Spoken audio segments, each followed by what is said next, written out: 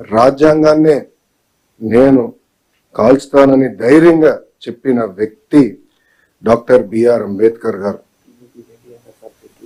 ఇప్పుడే గౌరవ ముఖ్యమంత్రి గారికి నేను చెప్పాను, సార్ ఈ మీటింగ్ లో ఐఏఎస్ అధికారులు ఉన్నారు, కానీ ఐపీఎస్ అధికారులు కేవలం హోమ్ సెక్రటరీ గారు తప్ప ఎవరు లేరు ఈ రూమ్ లో అని నేను గౌరవ ముఖ్యమంత్రి గారు చెప్పాను. ఇది ఎందుకు చెప్పానంటే, గడిచిన 5 సంవత్సరాలు రాజ్యాంగం విలువేంటో తెలుసుకున్న మొదటి వ్యక్తిని నేను చదువుకున్నప్పుడు రాజ్యాంగం గురించి మాట్లాడే వాళ్ళం, నేర్చుకున్నాం, కానీ రాజ్యాంగం విలువేంటో నేను ఈ పుస్తకం పట్టుకుని పాదయాత్ర చేస్తాం జరిగింది. నేను ఆ రోజు అధికారులతో మాట్లాడేటప్పుడు కూడా ఎక్కడ మార్కింగ్ చేశానో ఆ మార్కింగ్ కూడా ఇప్పటికీ అట్లనే ఉంది. దీంట్లో మనం చూస్తే right to freedom article 19, freedom of speech, freedom of expression ఏదైతే రాజ్యాంగం మనకు కల్పించిందో అది నేను పాదయాత్ర ప్రారంభిస్తాం కానివ్వండి, దాని ముందల గౌరవ ముఖ్యమంత్రి గారు ప్రతిపక్ష నేతగా ఉన్నప్పుడు అధికారులు అది సరిగా పాటించలేదు. అందుకే ప్రజలు ప్రజాస్వామ్యంలో తీర్పిచ్చారు.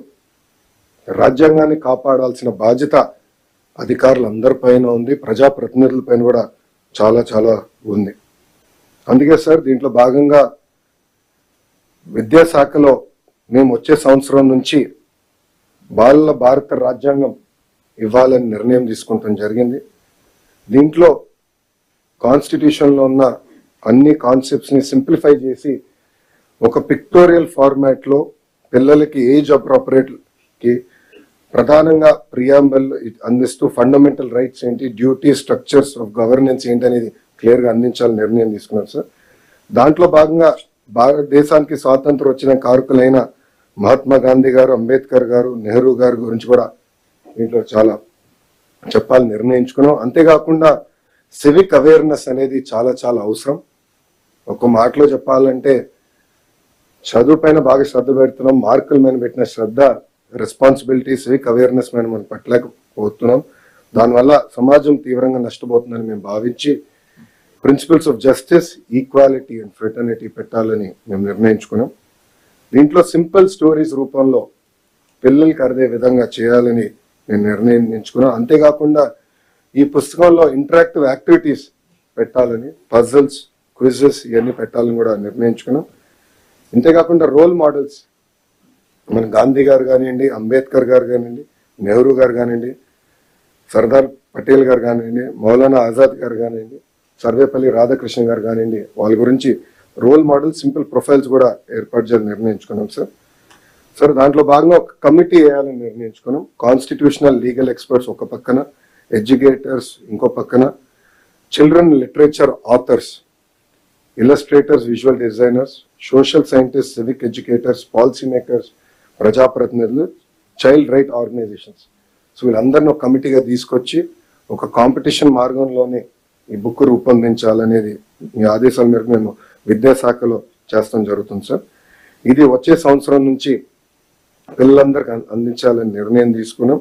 ఇది స్కూల్ కరికులంలో ఇంటిగ్రేట్ చేస్తూ టీచర్కి అవసరమైన ట్రైనింగ్ కూడా అందించి పెద్ద ఎత్తున వైడ్ డిస్ట్రిబ్యూషన్ కూడా చేద్దాం సార్. పబ్లిక్ లైబ్రరీస్ కూడా పిల్లలకి పెద్దవాళ్ళు కూడా అందుబాటు తీసుకొచ్చే విధంగా చేస్తామని సభాముఖంగా తెలుపుకుంటూ, ఇక్కడున్న అధికారులందరినీ నేను కోరేది ఒకటే, రాజ్యాంగం అనేది అందరికీ సమానంగా అమలు అవ్వాలి. గత 5 సంవత్సరాలు ప్రజలు చాలా ఇబ్బంది పడ్డారు, నష్టపోయారు, మేమందరం కూడా దాంట్లో భాగస్వామ్యమే. ఈరోజు ఈ రాజ్యాంగాన్ని సమానంగా అందరికి అమలు చేయాలని ఈ సభాముఖంగా అధికారులందరూ నేను కోరుకుంటూ, ఒక ఆంధ్ర మోడల్ ఆఫ్ ఎడ్యుకేషన్ తీసుకురావాలనేది గౌరవ ముఖ్యమంత్రి గారు ఇప్పటికీ మాకు చెప్తాం జరిగింది. దాంట్లో మేమందరం అహర్నిశలు కష్టపడుతున్న డిపార్ట్మెంట్ కూడా చాలా ఇది సీరియస్గా తీసుకుంటాం జరుగుతుంది. దాంట్లో భాగంగా పిల్లలకి బాల రాజ్యాంగం అనేది అమలు చేయాలని నిర్ణయం తీసుకున్నానని సభాముఖం మీ అందరు తెలుపుకుంటూ, రాజ్యాంగంలో sir we the people of India అంటారు. నేను I truly believe that we must also recognize that we the children of India. ఎందుకంటే పిల్లలే మన భవిష్యత్తు, పిల్లలే మన సంపద. రాబోయే దశాబ్దాలు దేశం అగ్ర దేశంగా ఎదగాలి, నంబర్ 1గా ఎదగాలంటే ఇప్పుడు మన పిల్లల పైన ఆధారపడి ఉంటుంది.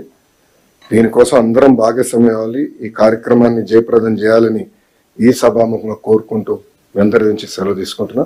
అందరికీ నమస్కారం. జై హింద్.